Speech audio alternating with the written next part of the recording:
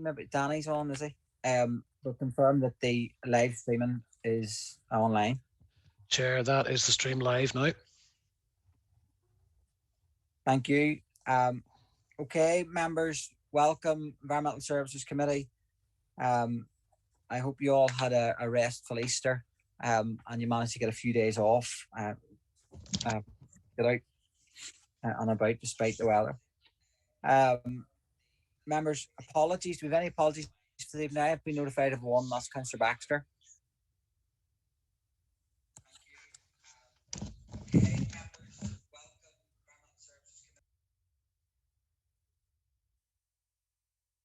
Okay, we've no other apologies. Thank you. Agenda item 2 then, members, and that is declaration of interest, and we'll take them as we go in the usual manner. We can go then to agenda item 3, and it's the departmental business plans report, and I think Mark Parkinson's maybe taking those. He's the officer on my sheet. Thank you, Chair. I'll be very brief, as I am at this time of year at every committee. Before members, you have the business plans for this year. That's for 21-22. I'd just like to say, in the current climate with the pandemic, it's very difficult to project what the next 12 months may or may not be like. But we've attempted in the documents before you tonight to try and give a clear understanding of what we perceive as some of the key priorities for this committee going forward. So I'm not going to go into any more detail than that. We've got the two heads of department here today, Gillian and Barry. Will be more than happy, I'm assured, to take any detailed questions. So that's all I have to say, Chair. Okay, thanks, Mark. Apologies, remember to turn my camera off. I didn't catch a whole pile of what Mark had to say, although I had the benefit of discussing that in the pre-meeting. So I am having technical difficulties this evening, but I see Councillor Duffy has raised his hand for question. Yes, thank you, Chair. And it was just I just looked a bit more information on page 6 of the first report and 4.3. The growth of areas to be maintained and managed from other central government departments where budget is not available. Is that going to be an added cost that the council will be picking up for Stormont, that they're not going to do something, or could you give us more detail in around it?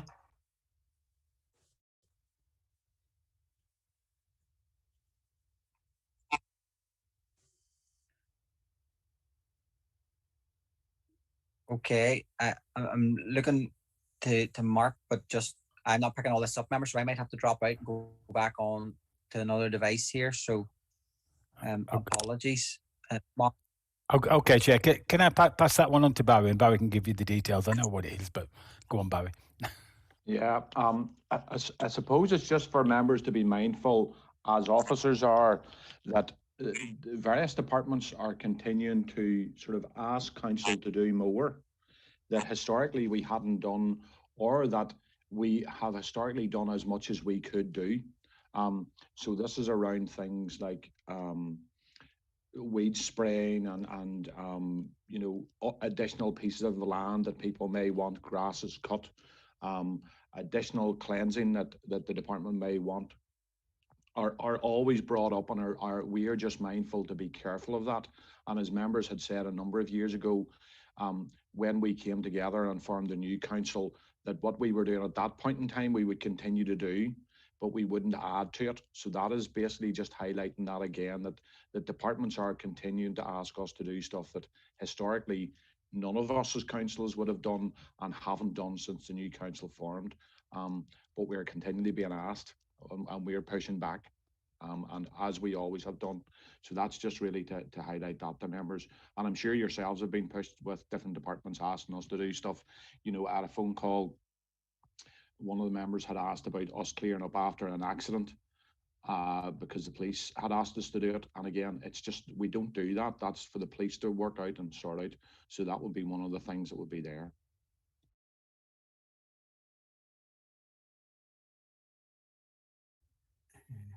I'm not sure where the chair's back on.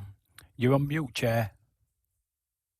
sorry, Councillor Duffy, is that okay? And apologies, I'm Yes. having a technical nightmare here, so the sooner we're back into the chamber, the better. But Go No ahead. problem. That's grand, Chair. And that might be a job for us councillors to relay back to our MLAs that, our budgets are stretched enough and that if they're looking us to do something, they should add funds to it. Thank you. Thank you, Councillor Duffy. And I think probably that relates also to an item that we'll discuss shortly in response to the NIEA letter, in response to a letter that we sent them. But Carol, just to clarify, can you make me co-host again just so I can see who is indicating? Oh, if that's sorted, thank you. Councillor McNeil, please. Thank you, Chair. Just whenever you mentioned the NIEA, I've had an issue ongoing with them through council from last August, and the problem still hasn't been resolved. And it has been mentioned here at several meetings. And one of the reasons that they give from their department was that the officer in charge of this area was off sick. Well, I'd hate to think that if an officer was absent in Craigavon or the ABC Council for that length of time, that it would be just left on the shelf. Can that still be looked into, please? Okay, Councillor McNeil, I'm sure Barry will take that up and follow that up for you, if that's okay. Barry, you can do that. I can't see you, so I'm assuming you're nodding at me, but okay. Members, no more questions or queries around departmental business plans? Okay.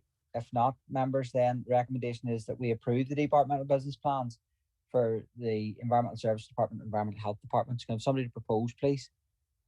Councillor Hawkey? Happy to propose, Chair. Thank you. And somebody to second? Happy to second, Chair. Happy to second. Councillor Duffy. And just so you know, members, I know some people are happy to put their hands up and hope that whoever's trying to make them see them. I won't see you, so I'll need you really just indicate by raising your hand if that's possible. Okay, members, agenda item 4 on the report then is an information item, and it was just briefly mentioned in response from Northern Ireland Environment Agency to Council's correspondence regarding fly tipping in the Borough. We had a bit of a discussion in the pre-meeting about this. I think the tone of the letters is certainly unfortunate, and I think there are some issues in there that they have raised that maybe just isn't our interpretation or understanding, and that is set out in your report.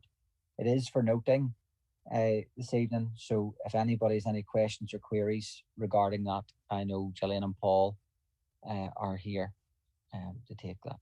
Barry's taking that, Gillian, is it? Chair, thank you. Any one of us members, if you would like us to make some comment on it, I can do, or deal with members' questions as you so wish. So thank you. Okay. Nobody's jumping up. Members, we agree to note?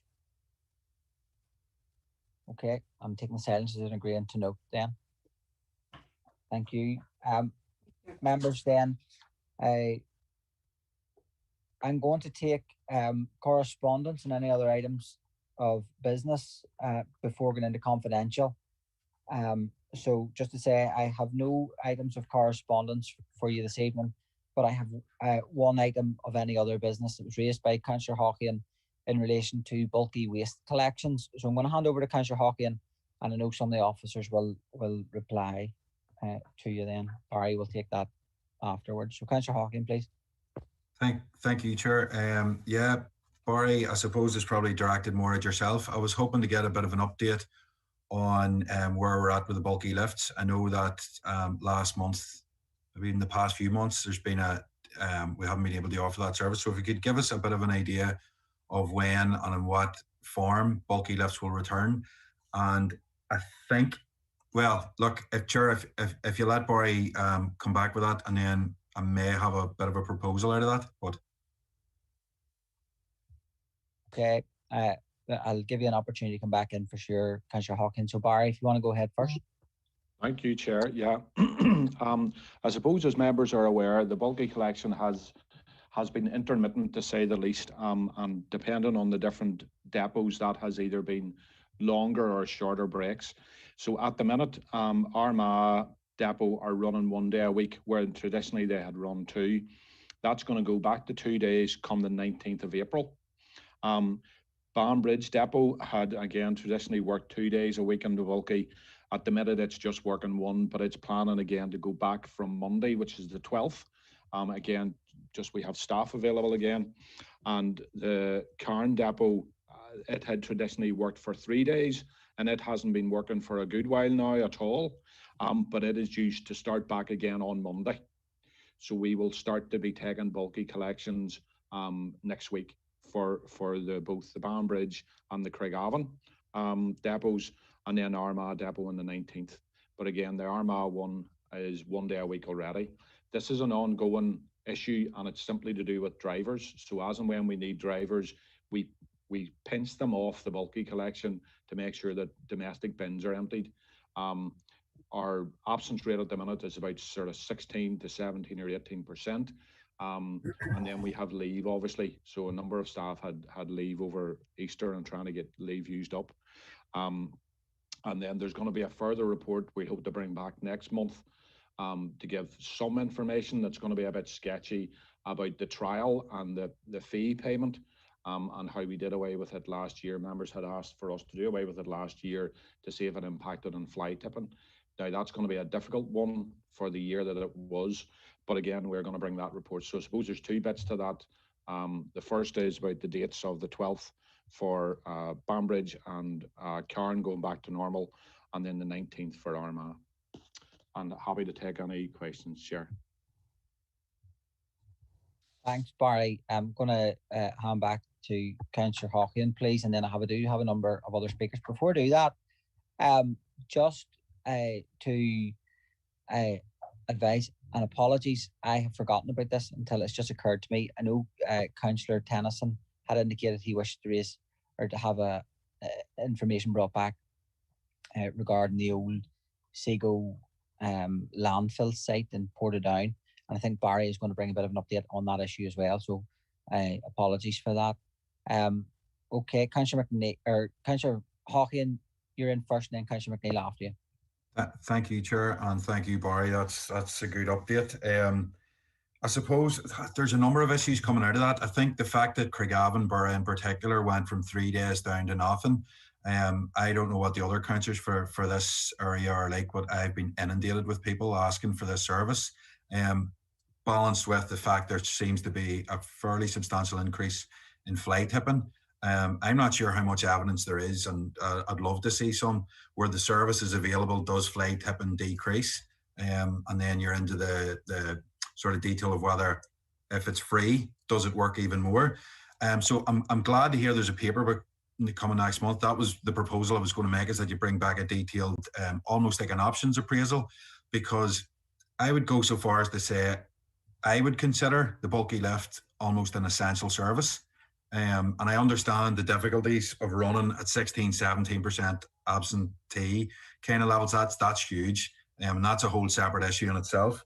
But I suppose if you could give me an assurance that will cover as many options as possible next month's report.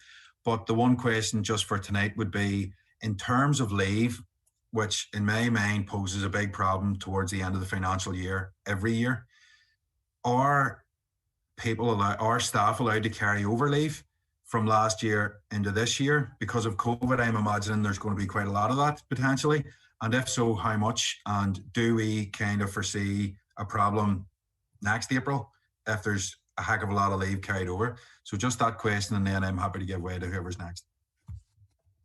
Okay, thanks, Councillor Hawkins. And your question in regards to leave, I am sure there was some carried over, but others were using up coming on the back of the year. But maybe, Barry, if you have the detail, fine. If you don't, probably that you bring that up at a later stage as well. Yeah, I mean, people are allowed to carry forward 10 days, and that's the normal. So that doesn't matter even someone like me. This year has been extraordinary in the fact that if you were unable to take leave because of COVID, directly because of COVID, then there are some staff who have carried forward more than 10 days, not a significant number of staff. And that has happened simply because if we had, for example, drivers who just all had to take off, then that would have crippled the service. So you have some staff that are taking more than the 10, but not an awful lot. Staff, again, the sort of at the end of last year, we were saying that people should be using sort of 50% of their leave by Christmas to do exactly, or to try to counter exactly as you say, you know, are we going to accumulate this and it's just going to move on year? So the vast majority of my staff will have carried forward their normal leave. It is not excessive numbers of people that are taking more than that 10 days. So that shouldn't be the case. Now, what always happens, and again, we would be encouraging people right from the very start, that leave is something that people should be taking. It's good for them to take it. It's good for the service to take it. And we're encouraging people. You always will have people who will keep a few days extra in case, you know, a loved one is sick or whatever else. And that is always the case. So it is always tricky at the end of the financial year. And I hold my hand up. I had to take time off at the end of March, simply otherwise I was going to lose it as well. So as much as we try to manage that and the supervisors try to manage it, staff will always have a few at the end. But we don't see that as being a major roll-on problem year on year any more than it is any other year. Okay, thanks, Barry. And then just the other comments in terms of the wider piece around the paper, the options that we brought back, you'll factor that in obviously to the paper coming forward. Okay, members of 4 speakers, Councillor McNeill, Alderman Burns, Councillor Flaherty, Councillor Toman. I have seen all your names there. I have them written down, so I'm lowering your hand, so don't feel like I forgot about you. So Councillor McNeill, please. Thank you, Chair, and thanks for that report again.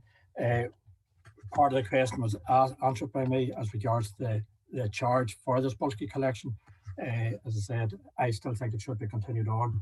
I know it's going to be hard on resources, but it has reduced a wee bit on the fly tipping as regards white furniture being dumped if it is continued on. And the other thing too, and I have been liaising with officers as regards the old Sego dump, and I have been corresponding. I had calls from people as regards stuff going into the River Ban that had slipped in from this old dump, and there is ongoing work on that, and I just want to thank those officers that are dealing with that issue. Thank you very much indeed, sir. Thank you, Councillor McNeill. And just members to remind you, we are in any other business. And under standing orders, as discussed previously when this issue was raised, under standing order 14 on page 9 of your standing orders, the last line of that page says that any matter that commits the council to expenditure will not be considered under any other business, and we want to just bear that in mind. So the report will come back, and if you want to take decisions around expenditure, that is the appropriate time to do it. But this evening is certainly not under any other business. Okay, thank you, members. I have Alderman Burns, please. Thank you, Chair. We did have an advertisement there for drivers. How did we fare out? Are we still short? And number 2, do we still have staff from technical services on furlough? Just if you could answer those 2 questions, please. Thank you. Yes, Barry, go ahead.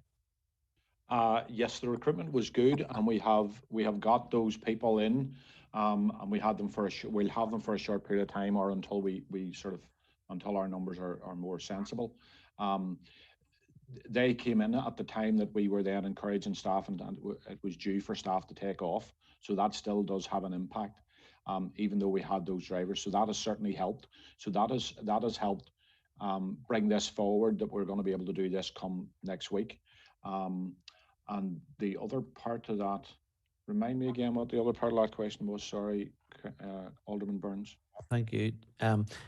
Is there anybody in technical services still out in furlough? In environmental services, was never anyone out in furlough. We have had staff in, obviously, from various departments around the council, and as and when they are needed to go back to their main duties, they will go back. Most of those people would have been doing things like litter picking, and as you will know, they tended to be litter picking in and around their work areas. So if they were working in a leisure centre, then they tended to do litter picking around that particular area. We have had a number of people who have been doing work right through COVID with us. And again, those will be starting to be drifting back to their normal work to get things ready.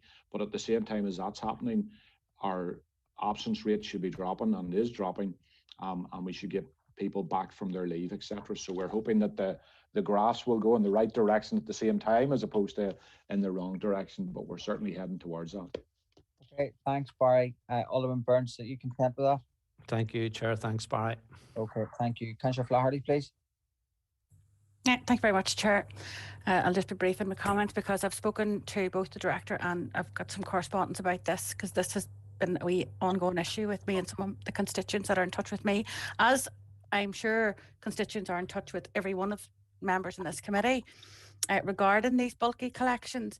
And so the first thing I would say is I think, given the level of correspondence, phone calls, messages we get about this sort of thing, I think it's just vital. And I've had this cleared up with officers, so I'm happy enough, but I want to press this, that we need to be kept informed about these changes. I know some of you think it's not important that we are, but it is important that we are. And secondly, that it's also updated on the website, because these changes have not been done on the website. So constituents are looking on the website, getting the number, asking us for the number. We're saying, oh yeah, work away, we're sorting this out, you can do that. And then they're coming back and saying, oh, actually, no, and there's obviously a problem with the staffing levels. That's another issue, which has been somewhat addressed by my colleague, Alderman Burns, which was my other point, was going to be regarding the recruitment. We've been talking about recruitment. I checked today, we were posting looking HGV drivers this very day last year. And I know a number of, I know quite a few HGV drivers who have applied and have got positions, whether they're temporary or not. So if we don't have enough HGV drivers, what do we need to do to get more HGV drivers? Because if that's where the problem is with staff, and it's these, because it's a very specialised job, like, you know, nobody's going to just hop in an HGV. So, you know, if we are short of them, what is the problem we have with not having enough of them? If that is the case, take out of it the absenteeism, take out of it the leave. That happens regardless. So if recruitment, as my colleague has said, of HGV drivers needs looked at, well, then we need to look at it again. So that's the last point I'll make, and just keep us informed. It is quite important to keep us informed, regardless what the change is. Thank you. Thank you, Councillor Flaherty, and I think it is acknowledged that communication could have been better with members, and going forward, any changes to those services, either in a reduced way because of staffing issues, or in an increased way because we have the capacity to deliver the service, then I think that should be forthcoming. I think that's been acknowledged. So, Chair, could I? Yes, Barry. Just on that other issue around HGV driving, and why is it is always difficult to get HGV drivers. There is no doubt. We've been speaking to HR over the last couple of months about an internal scheme where we train people internally that they might be able to do that. So Ards and North Down have done it, and I think Newry have done it. And that way you have, I suppose it does two things. One is it upskills the staff that you have, and allows them to apply for jobs as and when we need drivers. And the other thing it does, it gives you a surplus of drivers that we can call on as and when we need them. So again, we've been working with Neve on that over the last couple of months, and that will be tied in as well on a lot of work that Neve and HR are doing around apprenticeships. So again, that's exactly the problem that we've been having. We get these people, we keep them for a while, they go, and then we need them. So it's trying to keep that, and a lot of that will be helped by the internal training and then the apprenticeships and stuff as well. So HR are well in hand with that, and are looking to our colleagues and other councils to see how they have done it, and can we get something set up the same. Okay, thanks, Barry. Councillor Black, I hope that answers your question.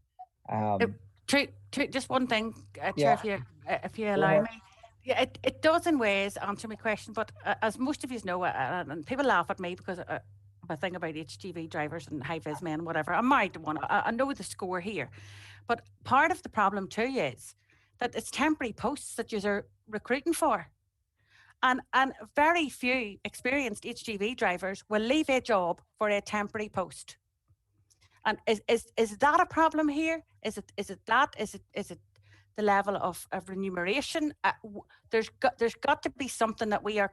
I don't know. Maybe it isn't. I don't even like driving the car. Never mind a lorry. But you know, if there's something that's meaning that we are constantly having this conversation about staffing issues and the lack of these skilled drivers, then we've got to look at why we're having that. That's thank you, Chair, for letting me in there. I really No, appreciate that. Thank you're you. okay, Councillor Flaherty, and I am conscious we're straying beyond the original topic of the conversation around bulky waste, and maybe Barry, Mark, you can undertake to take some of that information back through governance, because it is an HR matter, and maybe we should be just getting a fuller report and picture on that at a later stage. And I'd request that would be done actually, because Councillor Flaherty does raise some valid points there. So happy that would be done. Councillor Toman has indicated there, and we've been waiting a wee while, Councillor Toman, so go on ahead. Thanks, Chair. Yeah, I'll just keep my comments just quick. Last month in March Environmental Services meeting, I brought a same item under item on any other business in relation to bulky waste collection, and I was of the view, that a report will be brought back to this committee. I understand that there has been Easter holidays, and that has been somewhat delayed until next month, which it must be welcomed. But I must state, that it is disappointing that we only find out tonight that these services will be restarting next week and following in Armagh from the 19th. This, like I said, this item was brought under last month's meeting, so I think that information should have been brought forward when it was confirmed. Thanks. Okay, Councillor Toman, and I think the Director, when I spoke to him earlier, acknowledged the communication could have been better. I think we'll bear that in mind. They will bear that in mind, I know, going forward. Okay, members, so in relation to that item, I have no other lights on or anybody indicated to address that issue. So we are going to move on from that. But just to say, Barry, can I bring you in? I know Councillor Tennyson had emailed me just to request that Seago amenity site or landfill site, there's an issue around it, that would be addressed, and I know you have some information. Yes, thank you, Chair. Yeah, for those members who don't know, as I didn't know actually, we have an old landfill site in Seago that runs down onto the river.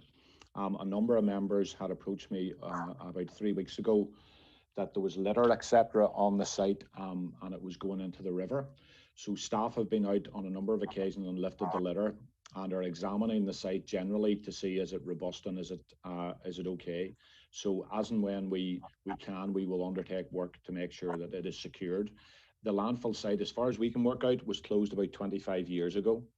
So it is just a piece of land that is there. So again, there is work going on, and there'll continue to be work going on until we get it sorted. Okay, thank you, Barry. Councillor Tennyson, please. Thank you, Chair, and thank you, Barry, for that update. I know it's something that we've spoken briefly about before.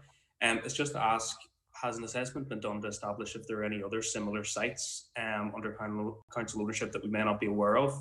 And secondly, I know work is underway, but do we have any indication at this stage about whether the site is having a damaging impact on the river band itself, or is it just too early to say at this stage? Thank you. Yeah, Barry. In relation to other sites, the officer now who is responsible for our main landfill site is going to do a complete search of council property and make sure that there are no other ones like this. Again, the problem seems to be that they're very old, so we know we have a couple, and a couple of those are being monitored, and that will now include the one in Seago. But yes, you're quite right. We're going to double check and make sure that there isn't another one. And in relation to the sort of more ongoing work, that hasn't been established yet about what exactly the impact is. But again, from a tertiary look, we'll be able to get it dealt with. But until we have a proper look at it, we won't be able to know that. Okay, thanks for that, Barry. I'm just conscious that I'm not sure what the setup was. Obviously, the old Seago site likely formerly was made up of or existed because it was put in place by the old Portadown Town Council pre-Craigavon times. I'm assuming that would have been the case. The likelihood is Lurgan would be in a similar position, and some of the other local councils at that stage may have it similar unless they collaborated. But it is worth checking out, and I know more information can come back on that. That'd be really helpful. It appears to be an emergent issue. We just need to get on top of. Barry, I'm wondering actually, is there an opportunity? I know there's a scheme plan for Ballyfodrin, which is the main site on the Moy, just off the Moy Road. reported down looking at planting of trees and things like that on the site, and I wonder, is there potential also for looking at schemes like that on existing landfill sites that have been closed for some time? If not being used for anything else, maybe we could look at similar schemes. Absolutely, Chair. And the parks guys are going to go out in the next few weeks to have a look for exactly that reason and generally secure the site. And we look at those because we have planted trees in a number of our old landfill sites, and there are a number. I mean, I suppose the difference in when we talk about a landfill site nowadays compared to what they were before, they tended to be remarkably small. If you think about your waste makeup, it tended to be, a lot of it was ash. So depending when it was finished off, when it was topped, will have an impact. So that's why we need to have a bit of scrutiny at them. And we will, as I say, double check those other ones as well. Okay, thank you, Barry. Alderman Barr.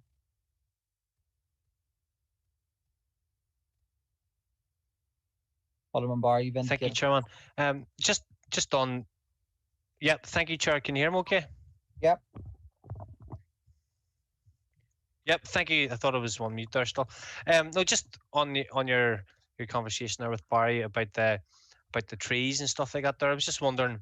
I know Newry Morning Down or Newry and Morn, a good few years ago, done a scheme where people could apply to get trees and plant them.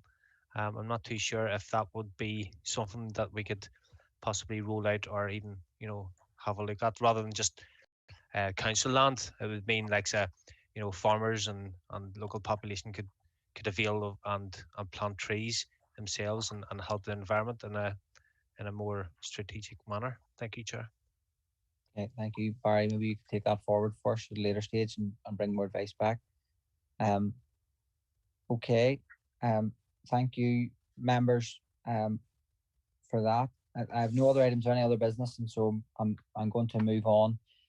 So can I have a proposer and seconder to go into confidential business, please?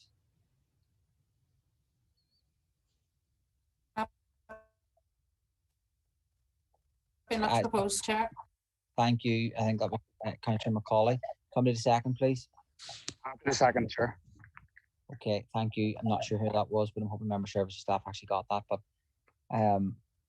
okay, members and online viewers, in accordance with Schedule 6 of the Local Government Act for exempt information, we will now be moving into a confidential session of the council. This means that we will be turning off the public feed of the meeting, and this will be returned when the meeting has restarted.